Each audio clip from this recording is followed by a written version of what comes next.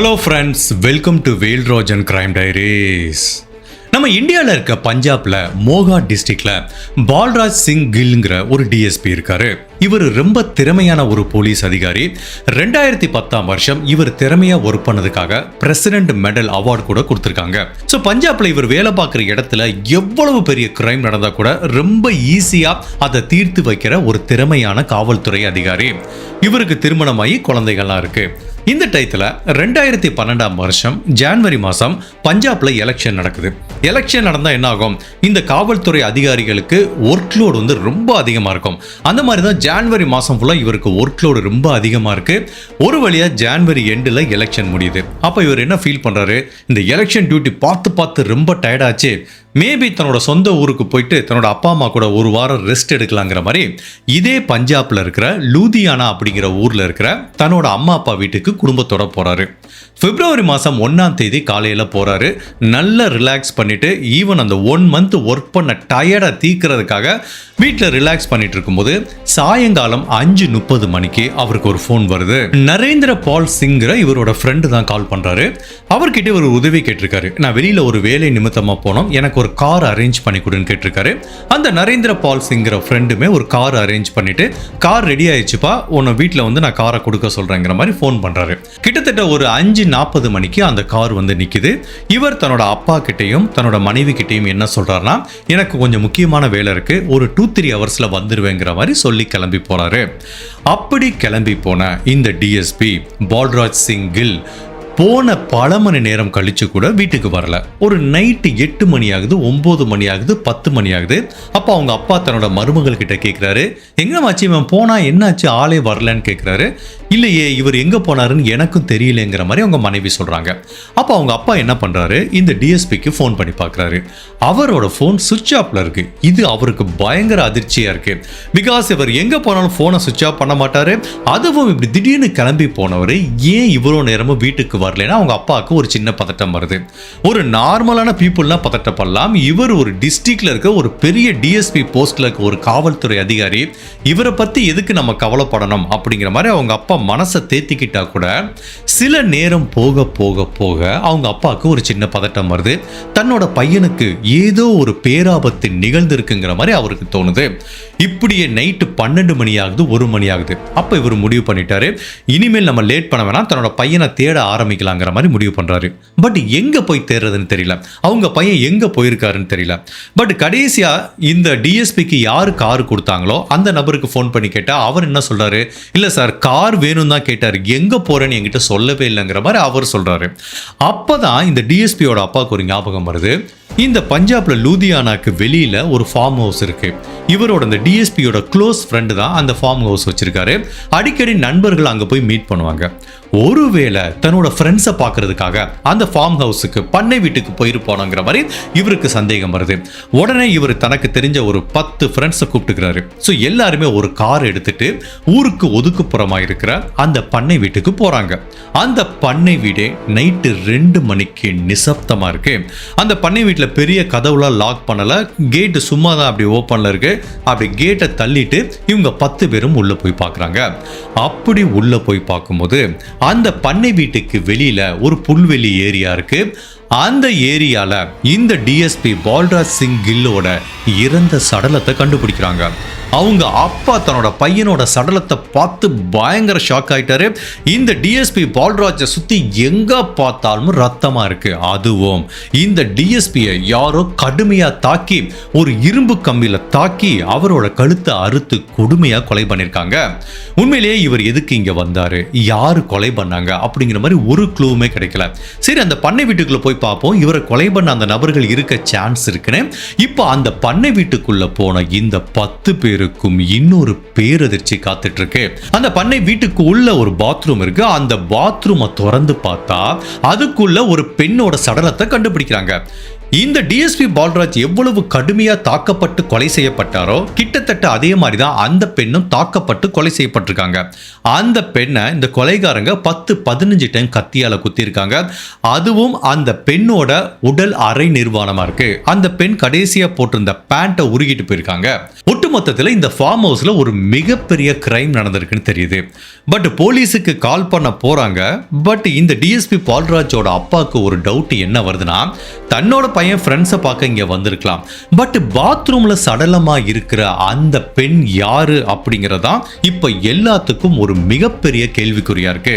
சரி, அதுக்குரிய விடையை அப்புறம் கண்டுபிடிச்சிக்கலான்னு உடனே இந்த இன்சிடென்ட்டை பத்தி லோக்கல்ல இருக்க போலீஸ் ஸ்டேஷனுக்கு தகவல் சொல்றாங்க. அடுத்த 10-15 நிமிஷத்துக்குள்ளேயே போலீஸ் டிபார்ட்மெண்ட், பாராமெட்ரிக் டீம் எல்லாருமே இந்த பண்ணை வீட்டுக்கு வர்றாங்க. அப்போ ஃபர்ஸ்ட் இந்த 2 பேத்தையும் செக் பண்ணி பார்க்கும்போது அவங்க இறந்து போய் பல மணி நேரம் இருக்குங்கிற மாதிரி தான் சொல்றாங்க. இப்போ போலீஸோட முதல் டாஸ்க் என்னன்னா, பாத்ரூம்ல கண்டுபிடிக்கப்பட்ட அந்த பெண் யாரு, அந்த பெண்ணுக்கும் இந்த டிஎஸ்பி பால்ராஜுக்கும் என்ன தொடர்புங்கிறத கண்டுபிடிக்க முயற்சி பண்றாங்க. ஃபர்ஸ்ட் ஆஃப் ஆல் அந்த பெண்ணை செக் பண்ணும்போது அவங்க ஹேண்ட்பேக் வச்சிருக்காங்க.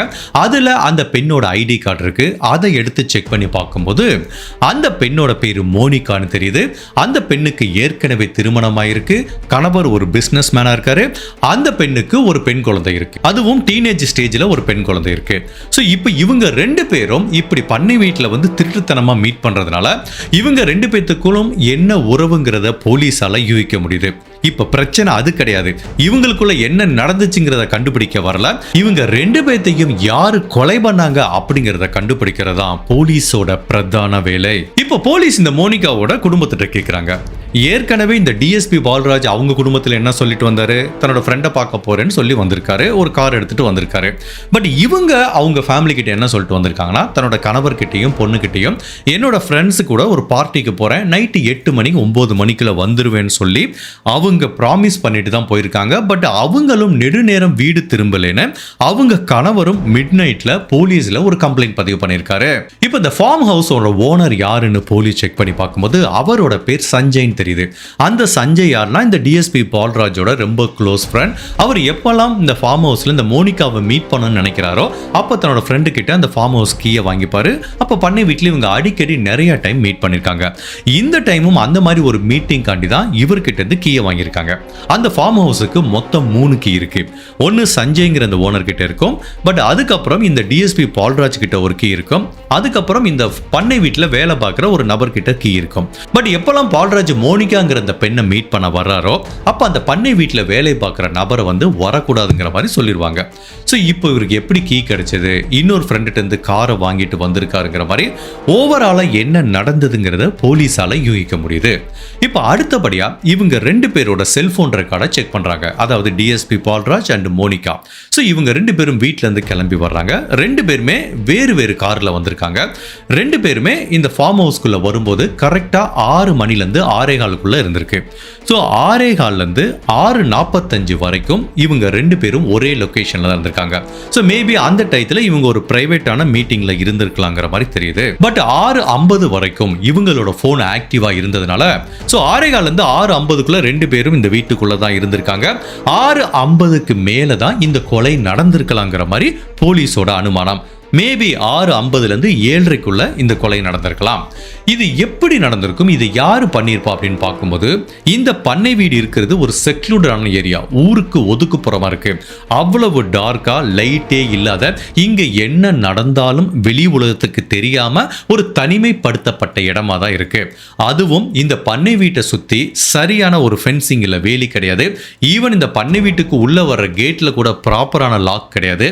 ஸோ இவங்களை கொலை பண்றதுக்காக உள்ள வந்த அந்த நபர்கள் இந்த பண்ணை வீட்டுக்குள்ள வருது பெரிய சேலஞ்சிங்கான விஷயமே கிடையாது. கேட்டு சும்மா லாக் ஆயிருக்கும், ஓபன் பண்ணி வந்திருப்பாங்க. ஸோ அந்த மாதிரி தான் இவங்களை வந்து கொலை பண்ணிருப்பாங்கன்னு தெரியுது. பட் இந்த 2 பேரும் கொலை செய்யப்பட்ட அந்த நேச்சரை வச்சு பார்க்கும்போது இதை கண்டிப்பா ஒரு நபர் பண்ணியிருக்கிறதுக்கு வாய்ப்பு இல்லை. மினிமம் ஒரு 4 பேராவது சேர்ந்தாதான் இந்த கொலையை பண்ணியிருக்க முடியும். ஃபார் எக்ஸாம்பிள், இந்த டிஎஸ்பி பால்ராஜை தாக்கும் போது அவர் கடுமையா தாக்கியிருக்காங்க, கழுத்தை கட் பண்ணியிருக்காங்க, உடம்புலையும் பல காயங்கள் இருக்குன்னா ஒருத்தன் காலை பிடிச்சிருப்பான், ஒருத்தன் கையை பிடிச்சிருப்பான், ஒருத்தன் தாக்கி இருப்பான். இந்த மாதிரி ஒரு 3-4 பேர் சேர்ந்தாதான் இந்த கிரைமை பண்ணியிருக்க வாய்ப்பு இருக்குங்கிற மாதிரி திங்க் பண்றாங்க. இந்த கேஸை பொறுத்த வரைக்கும் இந்த கொலைக்கான மோட்டிவ் என்னங்கிறத போலீஸால யூகிக்க முடியல. பிகாஸ் இவர் அந்த பண்ணை வீட்டுக்கு வெளியில இருக்க லான்ல வச்சு கொலை செய்யப்பட்டிருக்காரு. ஸோ இவர் கடுமையா தாக்கி கொலை பண்ணி ஃபர்ஸ்ட் இவரை தான் கொலை பண்ணிருக்காங்க. அதுக்கப்புறம் தான் இவரோட அலறல் சத்தம் கேட்டு மோனிகா வந்திருக்கலாம்.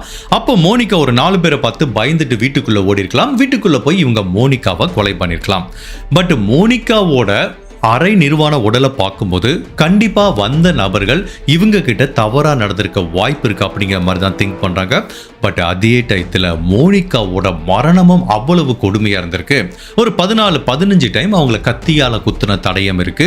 அவங்க முகமே செதஞ்சு போன மாதிரி தான் அவங்க உடல் கண்டுபிடிக்கும் போது போலீஸ் நோட் பண்ற முக்கியமான விஷயம். ஒட்டுமொத்தத்துல இந்த கிரைம் எதுக்காக நடந்திருக்கலாம் அப்படின்னு பார்த்தா 2 விஷயம் இருக்கு. ஒன்னு பர்சனல் ரீசனுக்காக நடந்திருக்கலாம், அப்படி இல்லைன்னா ராபரி. பிகாஸ் இந்த மாதிரி செக்லூடான ஏரியாவில் இருக்கிற ஒரு பண்ணை வீட்டுக்குள்ள 2 பேர் வர்றாங்க அப்படின்னா கண்டிப்பா பணக்காரங்களா தான் இருப்பாங்க. அவங்க கிட்ட விலையுயர்ந்த நகைகள் இருக்கும், பணங்கள் இருக்கும், நல்ல போன் வச்சிருப்பாங்க. இதையெல்லாம் கொள்ளையடிக்கிறதுக்காக ஒரு கும்பல் வந்திருக்கலாம். அப்படி இல்லைன்னா இது ஒரு பர்சனல் ரீசனா இருக்கலாம். பட் போலீஸ் கிரைம் சீனை ஃபர்ஸ்ட் செக் பண்ணும்போது இந்த வீட்டுக்குள்ளேருந்து என்ன மாதிரி பொருட்கள் திருடு போயிருக்குன்னா, இது ஒரு பண்ணை வீடுங்கிறதுனால இங்கே விலையுயர்ந்த பொருட்கள் எதுவுமே இருக்காது. ஸோ வந்த நபர்கள் இவங்க கிட்ட இருக்க பொருளை தான் திருடிட்டு போயிருக்கணும். ஸோ இவங்க கழுத்தில் கொஞ்சம் நகை போட்டிருக்கலாம், இவரும் கையில் மோதிரம் செயின் ஏதாவது போட்டிருக்கலாம். ஃபர்ஸ்ட் ஆஃப் ஆல் அதை திருடிட்டு போயிட்டாங்க. அதுக்கப்புறம் இவங்க 2 பேரோட செல்போனையும் திருடிட்டு போயிருக்காங்க. அதை எல்லாத்தையும் தாண்டி இவங்க 2 பேரும் தனித்தனி கார்ல வந்தாங்களா, அந்த காரையும் திருடிட்டு போயிருக்காங்க. இதுல நோட் பண்ண வேண்டிய மிக முக்கியமான விஷயம் என்ன அப்படின்னா, இந்த டிஎஸ்பி பால்ராஜ் மொத்தம் 3 செல்போன் வச்சிருக்காரு. அந்த 3ஐயுமே திருடிட்டு போயிருக்காங்க. எதுக்கு 3 போன் அப்படின்னு பாத்தீங்கன்னா, 2 போன் வந்து அவர் வேலை நிமித்தமா வச்சிருக்காரு. அதாவது உயர் அதிகாரிகளை தொடர்பு கொள்றதுக்கு ஒரு போன், அதுதான் பிரைமரி போன். அதுக்கப்புறம் செகண்டரி போன் இருக்குன்னா, உயர் அதிகாரிகள் இல்லாம இவர் கூட வேலை பார்க்கறவங்க, இவருக்கு கீழே வேலை பார்க்கறவங்க, அவங்களோட தொடர்பு கொள்றதுக்கு ஒரு போன். 3ஆவதா பிரைவேட்டா ஒரு போன் வச்சிருக்காரு. அதுதான் மோனிகாவை கான்டாக்ட் பண்றது வச்சிருக்காரு. சோ இவர் 6:15 இங்க வரும்போது அந்த பிரைமரி போனை ஆஃப் பண்ணிறாரு.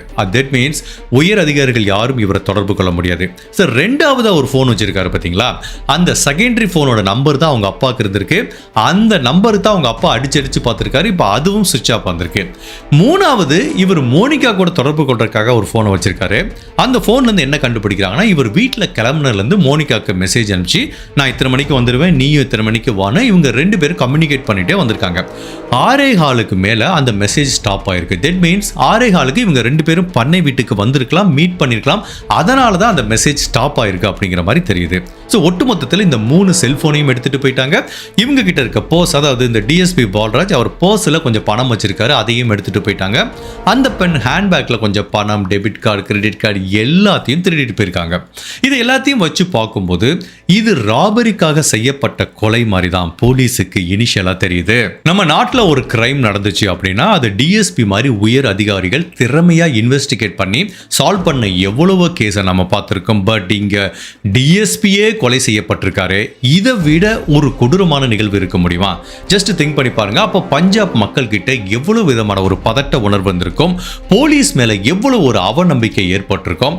இந்த கேஸை சால்வ் பண்ணலனா மக்களுக்கு போலீஸுக்கு மேல இருக்க நம்பிக்கையே சுத்தமா போயிருங்கிறதுனால இப்போ பஞ்சாப் போலீஸ் என்ன பண்றாங்க, இந்த வழக்கை சீக்கிரமா சால்வ் பண்றதுக்காக ஒரு ஸ்பெஷல் இன்வெஸ்டிகேஷன் டீம் ஃபார்ம் பண்ணி இந்த டிஎஸ்பி பால்ராஜையும் அவரோட காதலி மோனிகாவையும் கொலை பண்ண அந்த நபர்களை தேட ஆரம்பிக்கிறாங்க.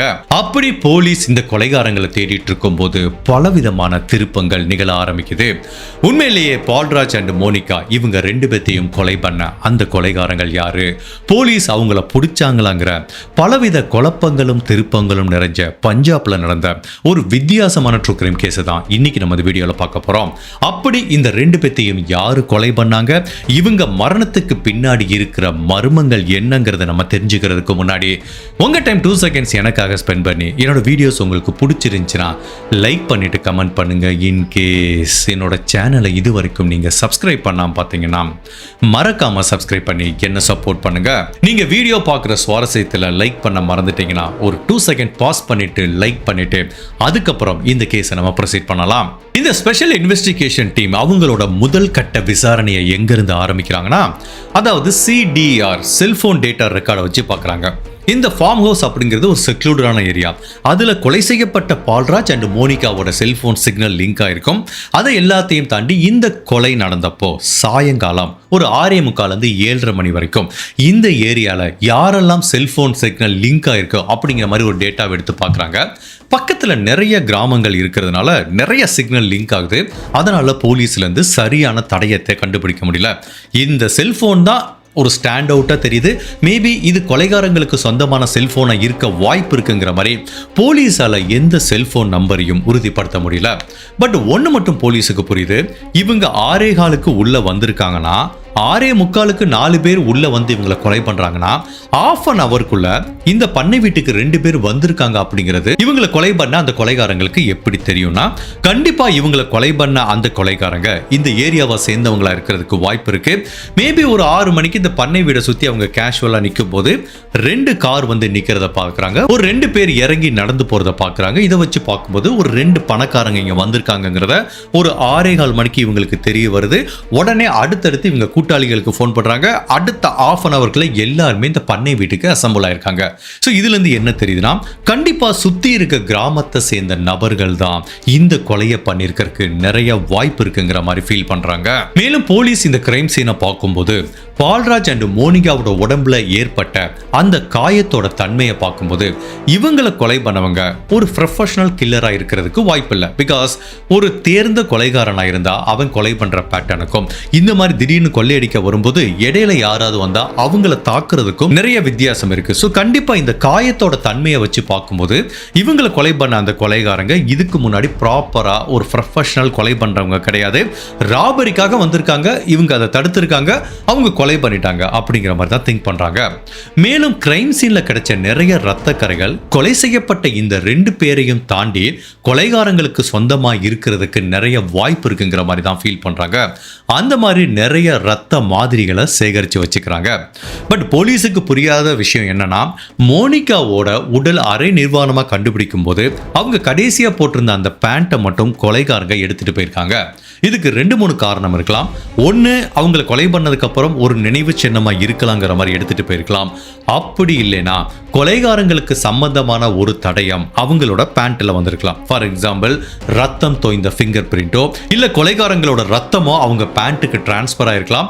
அப்ப போலீஸ் செக் பண்ணா இதுல டிஎன்ஏவை கண்டுபிடிச்சிருவாங்களேன்னு பயந்துட்டு இவங்களோட பேண்ட்டை எடுத்துட்டு போயிருக்கிறதுக்கு வாய்ப்பு இருக்கு. பட் அப்படியும் இல்லைன்னா மேபி இவங்க கிட்ட தவறா நடக்கிறதுக்காக அவங்க அதை பண்ணியிருக்கலாம். So 2-3 theory police work out பண்றாங்க. பட் அதே டயத்துல பிரேத பரிசோதனை அறிக்கையும் ஃபாரன்சிக் தடயங்களோட ரிசல்ட் வந்தா மட்டும்தான் உண்மையிலேயே இந்த கிரைம் சீன்ல என்ன நிகழ்ந்திருக்குங்கிற பல தகவல்கள் வெளியில வரும். இப்போ போலீஸ் இந்த கொலைகாரங்களை தேடிட்டு இருக்க இந்த நேரத்துல இந்த கொலை நடந்து 3 நாள் கழிச்சு பிப்ரவரி மாதம் 5ஆம் தேதி 2012ஆம் வருஷம் இந்த பண்ணை வீட்டில இருந்து 3 கிலோமீட்டர் டிஸ்டன்ஸ்ல ஒரு கிராமத்தோட அவுட் சைட்ல இந்த டிஎஸ்பி பால்ராஜ் கடைசியா வந்த காரை கண்டுபிடிக்கிறாங்க. அந்த கார்ல இருக்க நம்பர் பிளேட்டை இந்த கொலைகாரங்க டிஸ்ட்ராய் பண்ணிருக்காங்க. ஸோ அந்த கார்ல நம்பர் பிளேட்டே இல்லை. அதே மாதிரி இன்னொரு கிராமத்துல, அதாவது பண்ணை வீட்டில் இந்த பக்கம் வேற டைரக்ஷன்ல இருக்க இன்னொரு கிராமத்துல இந்த மோனிகாவோட காரை கண்டுபிடிக்கிறாங்க. அந்த கார்லயும் நம்பர் பிளேட் இல்லை. ஸோ போலீஸ் இந்த 2 காரையும் ஃபாரன்சிக் டீம் சல்லடை போட்டு தேடுறாங்க. பட் அன்பார்ச்சுனேட்டா இந்த கொலைகாரங்களுக்கு சம்பந்தமா ஒரு தடயத்தை கூட அந்த காருக்குள்ள கண்டுபிடிக்க முடியல. ஸோ இந்த கொலைகாரங்க ரொம்ப திறமையா ஃபாரன்சிக் எப்படியெல்லாம் எவிடன்ஸ் கலெக்ட் பண்ணுவாங்கன்னு தெரிஞ்சிருக்கு. அதுவும் இந்த நம்பர் பிளேட் அவங்க ரிமூவ் பண்ணா இந்த காரை கண்டுபிடிக்கிறதுக்கு ரொம்ப டைம் ஆகும். அதுக்குள்ளேயும் நம்ம தப்பிச்சிடலாம். நிறைய தடயங்கள் அழிஞ்சு போறது கூட வாய்ப்பு இருக்குன்னு இந்த காரை அபண்டன் பண்றதுக்கு முன்னாடி உள்ள இருக்கிற எல்லா ஃபாரன்சிக் தடயங்களையும் அழிச்சிட்டு போயிருக்காங்க. ஜெனரலா நம்ம எந்த ஒரு கிரைமையும் ஒரே பெர்ஸ்பெக்டிவ்ல பார்த்துட்டு போனா அதை சால்வ் பண்றது ரொம்ப கஷ்டம். இதை பார்க்கும்போது காரை திருடிட்டு போயிருக்கான், பட் அதே ஸ்டேஜ்ல திரும்ப கார் கிடைக்குது. அதுக்கப்புறம் இவங்க போனை திருடிட்டு போயிருக்கான், அதுக்கப்புறம் ஒரு பர்ஸை திருடிட்டு போயிருக்கான். இது எல்லாமே ராபரிக்காக செய்யப்பட்ட கொலை மாதிரி ஒரு பிம்பம் தெரிஞ்சா கூட போலீஸ் அந்த பிம்பத்துக்கு பின்னாடி ஒளிஞ்சிட்டு இருக்க பல மோட்டிவா அனலைஸ் பண்றாங்க. ஸோ இது ராபரியா ஒரு பக்கம் இருக்கட்டும், பட் இருந்தாலும் போலீஸுக்கு இந்த ராபரி தவிர 3 பேர் மேல சந்தேகம் இருக்கு. ஃபர்ஸ்ட் ஆஃப் ஆல், இந்த மோனிகாவோட கணவர், அவர் ஒரு பிசினஸ் மேன்.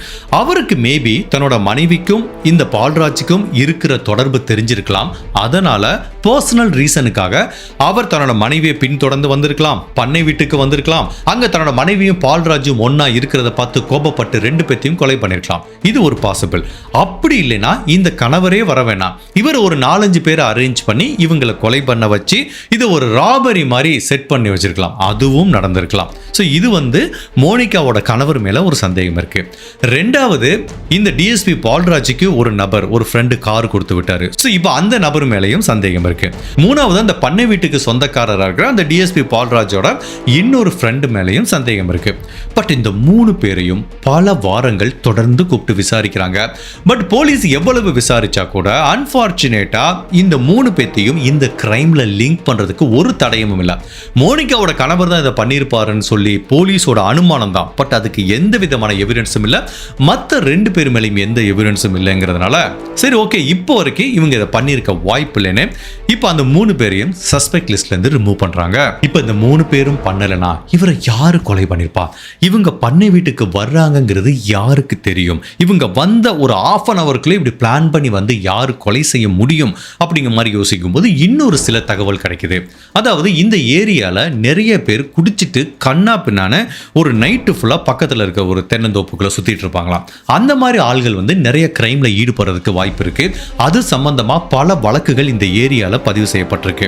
அப்ப இப்படி திங்க் பண்ணி பார்ப்போம். இவங்க 2 பேரும் கார்ல இருந்து வர்றாங்க. அதுவும் ஒரு பொண்ணு, அழகான பொண்ணு இறங்குது. அப்போ பக்கத்துல இருக்க ஒரு தோப்புல நின்று குடிச்சிட்டு இருக்காங்க 4 பேர். அதை பாக்குறாங்க.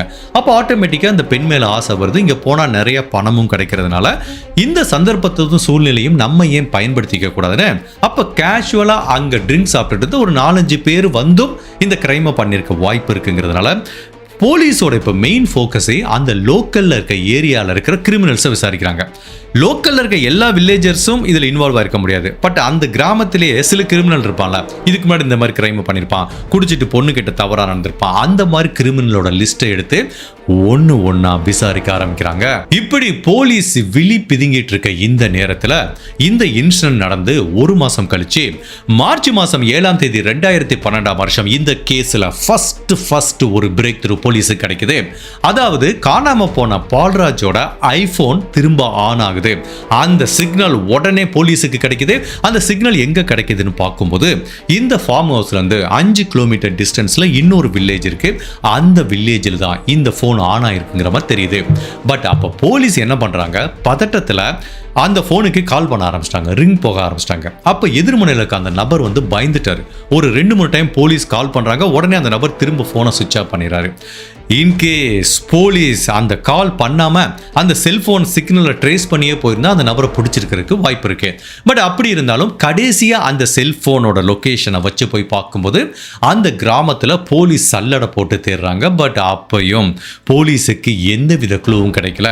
அந்த கிராமத்துல 1000 பேர் 2000 பேர் இருக்காங்க. எல்லாருமே எனக்கு எதுவுமே தெரியாதுங்கிற மாதிரி சொல்றாங்க. சோ போலீஸால அப்ப அந்த செல்போனை கண்டுபிடிக்க முடியல.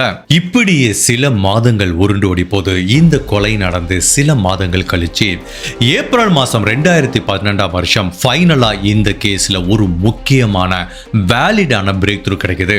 அதாவது இந்த பஞ்சாப்ல இருக்க அதே லூதியானால ஜாஸ்பால் சிங் அப்படிங்கிற மாதிரி ஒரு பொலிட்டிஷியன் இருக்காரு. அவர் என்ன பண்றாரு, ஒரு நாள் போலீஸ் ஸ்டேஷனுக்கு வர்றாரு.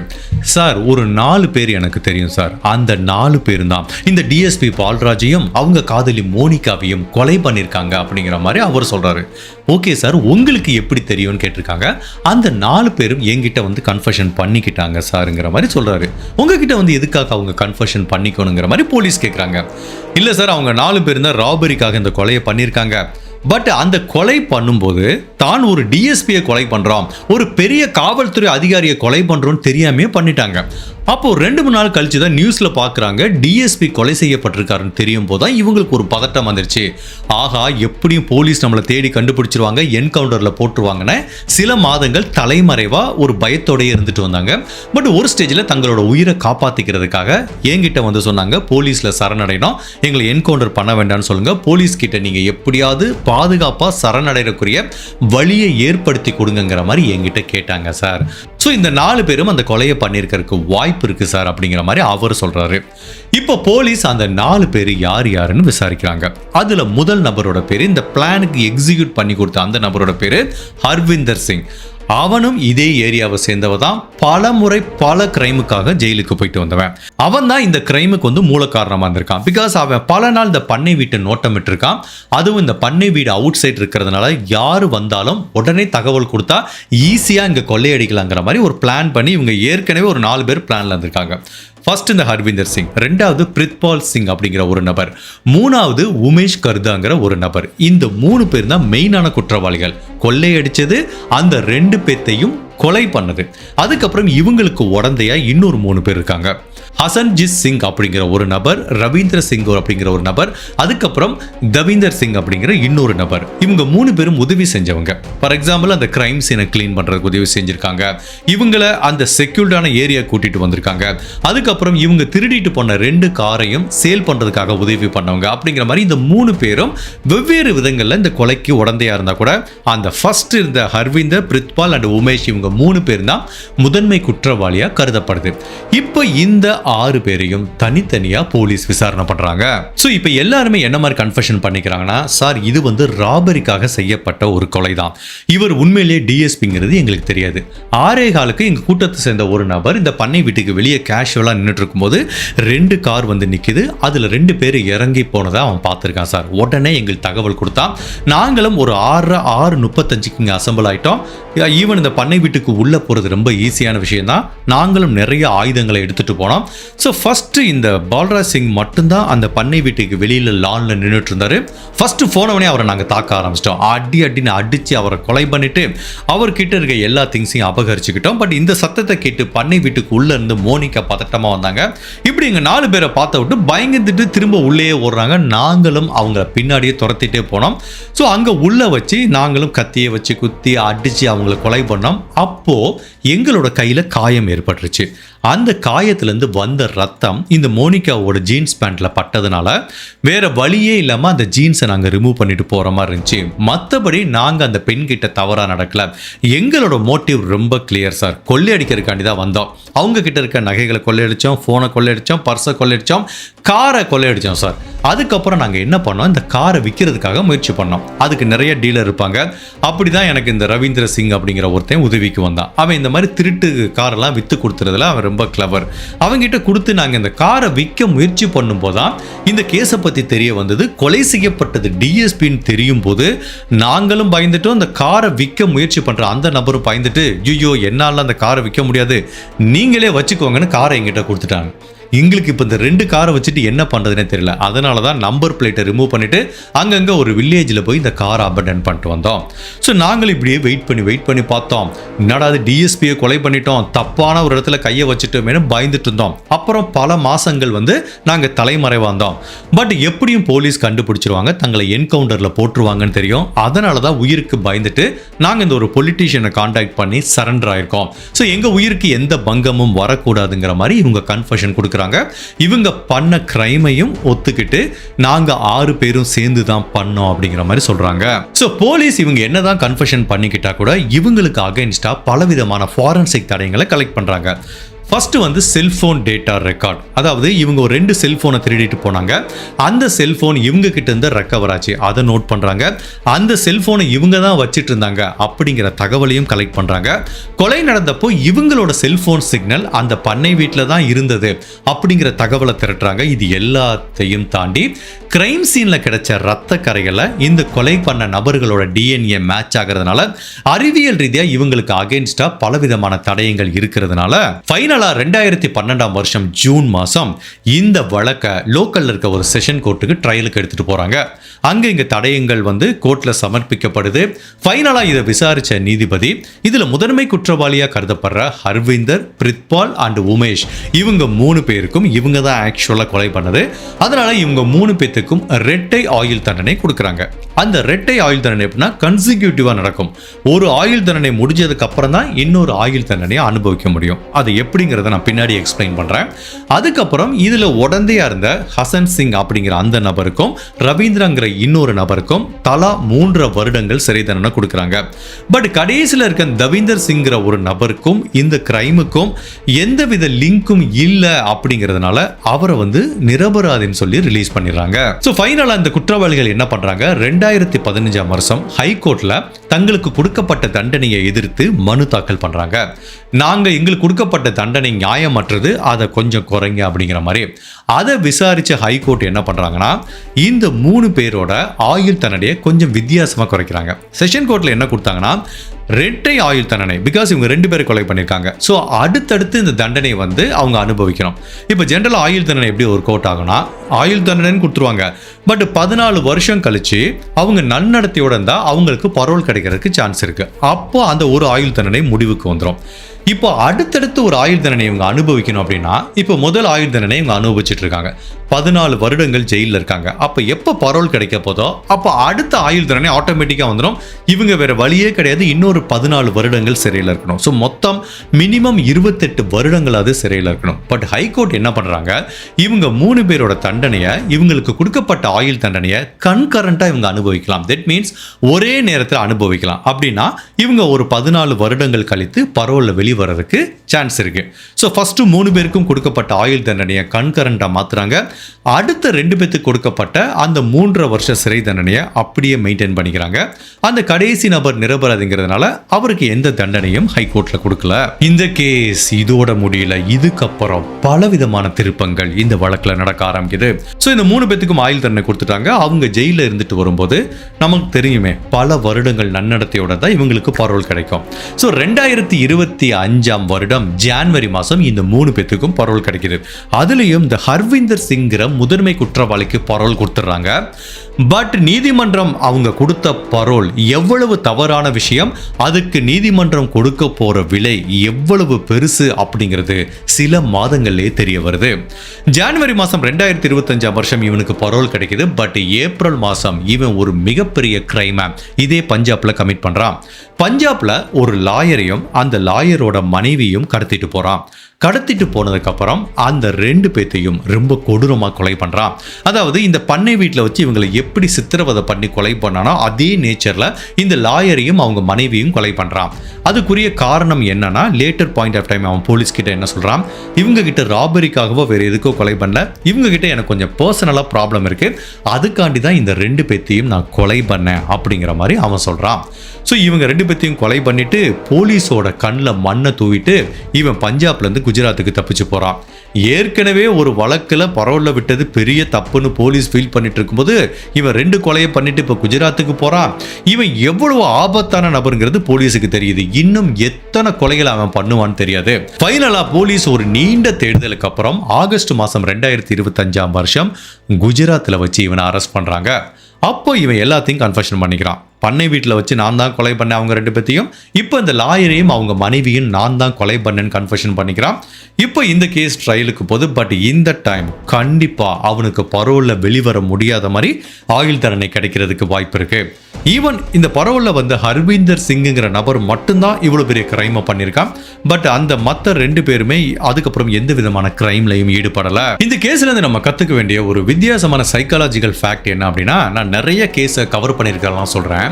ஜென்ரலாக கொலை பண்ணுறவங்க வந்து மோட்டிவ் எப்படி இருக்குன்னா, சில பேர் பக்காவாக பிளான் பண்ணி செய்வாங்க ஒரு கொலையை. அதுக்கு பேர் அமெரிக்காவில் முதல் டிகிரி கொலை வழக்குங்கிற மாதிரி சொல்லுவாங்க. அது எப்படின்னா, பக்காவாக பிளான் பண்ணி இத்தனை மணிக்கு இவனை கொலை பண்ணுறோம், இத்தனை மணிக்கு இவன் வருவான், இப்படி இவனை தாக்க போகிறோங்கிற மாதிரி பக்காவாக பிளான் பண்ணிட்டு போகிறது. செகண்ட் டிகிரி கொலை வழக்கு அப்படின்னா, இப்போ 2 பேரும் கேஷுவலாக பேசிகிட்டு இருக்காங்க. இல்லைன்னா இப்போ இந்த கேஸ் மாதிரி எடுத்துக்கோங்களேன், ராபரிக்காக போகிறான், கொலை பண்ணுறது மோட்டிவ் இல்லை. அப்போ திடீர்னு அவன் இடையில வர்றான், இவங்களுக்குள்ள ஒரு தாக்குதல் நடக்குது, அப்போ ஆக்சிடென்ட்டாக அவங்களை கொலை பண்ணிடுறான். ஸோ இது வந்து பிளான் பண்ணி செய்யப்பட்ட கொலையில் அந்த இன்சிடென்ட்ல ஒரு கொலை நடந்துருது. இதுக்கு பேரு 2ஆம் டிகிரி கொலை வழக்குங்கிற மாதிரி பதிவு பண்ணுவாங்க. பட் இந்த 2 இதுக்குமே கொடுக்கப்படுற தண்டனைகள் வந்து வித்தியாசமா இருக்கும். அதுவும் 2வது டிகிரி அப்படின்னா கண்டிப்பா பரோல் கொடுப்பாங்க. ஒரு 5 வருஷமோ 10 வருஷமோ நீ ஜெயில இருந்து வெளியில வந்துடலாம். பட் இந்த முதல் டிகிரின்னு இருக்கு பார்த்தீங்களா, அதுக்கு 99% வந்து பரோல் கொடுக்கவே மாட்டாங்க. அதுக்குரிய காரணம் என்ன அப்படின்னா, ஒருத்தர் முதல் டிகிரியில ஒரு கொலையை பண்ணிட்டு போறான் அப்படின்னா கண்டிப்பா அவன் திருந்துறதுக்குரிய பாசிபிலிட்டியே கம்மி. கம்மி. நீ எத்தனை வருடங்கள் அவனை ஜெயிலில் வச்சிருந்தா கூட வெளியில் விட்டா திரும்ப இந்த கிரைமை தான் பண்ணுவான். அதாவது பிளான் பண்ணி ஒருத்தன் ஒரு கொலையை ஒரு கிரைமை பண்ணிட்டானா அவன் திரும்பவும் அந்த கொலையை பண்ணுறதுக்கு வாய்ப்பு இருக்கு. ஸோ என்னை பொறுத்த வரைக்கும் ஒருத்தன் பிளான் பண்ணி ஒரு கொலையை பண்ணான் அப்படின்னா அவனுக்கு எப்பவுமே பரோலும் கொடுக்கக்கூடாது, அவனுக்கு ரிலீஸும் கொடுக்கக்கூடாது. ஒன்று அவனை தூக்கில் போட்டணும், இல்லை வாழ்க்கை ஃபுல்லாக ஜெயிலில் வச்சிருக்கணும். இந்த கேஸை பொறுத்த வரைக்கும் இவங்களோட மோட்டிவ் கொலை பண்ணுறதா இல்லாமல் இருந்தால் கூட அசால்ட்டாக உள்ளே போனவனை பட் இவன் கொலை பண்ணுற மோட்டிவ்ல உள்ளே போகாமல் இருந்திருக்கலாம். பட் எப்போ அவர் டிஃபெண்ட் பண்ணுறாரோ அவர் வேற எதுவுமே தள்ளி விட்டுட்டோ இல்லை கட்டி போட்டோ வந்திருக்கலாம். பட் அவங்க கொலை பண்ணுறதுக்கு ஒரு செகண்ட் கூட யோசிக்கலை. ஸோ என்னை பொறுத்த வரைக்கும் பிளான் பண்ணி கொலை பண்ணுறதுக்கும் இதுக்கும் பெரிய வித்தியாசம் கிடையாது. அதனால் இந்த வழக்கில் சம்மந்தப்பட்ட எல்லாருமே சமூகத்துக்கு மிகவும் ஆபத்தானவங்க. இந்த மாதிரி ஆளுகளுக்கெல்லாம் பரோல் கொடுக்கவே கூடாது. ஸோ பிளான் பண்ணி கொலை பண்ணது, அதுக்கப்புறம் இந்த மாதிரி கொடூரமாக கொலை பண்ணது, இவங்க ரெண்டு பேத்தையும் வெளியில் விட்டா இந்த கேஸில் இருந்த மாதிரி தான். பாருங்க, பரோலில் 10 வருஷம் ஒருத்தன் ஜெயிலில் இருந்திருக்கான்.